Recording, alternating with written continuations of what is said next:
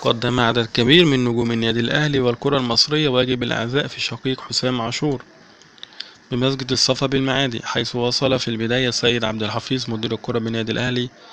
واللاعب وائل رياض، وزكريا ناصف لاعب النادي الأهلي السابق،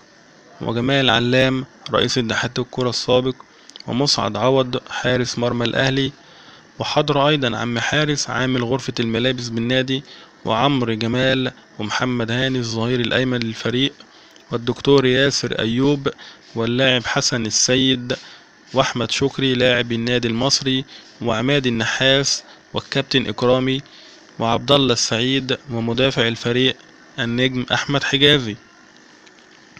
وشارك في العزاء حسام غالي قائد فريق النادي الأهلي، وأحمد فتحي لاعب وسط الفريق،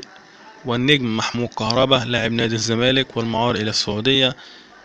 والنجم صالح جمعة، والكابتن أسامة عرابي،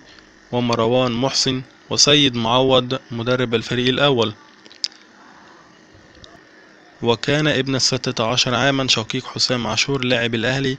وافته المنية أمس السبت، حيث غادر عاشور معسكر فريقه قبل ساعات من مباراة زيناكو الزامبي لحضور جنازة وعزاء شقيقه.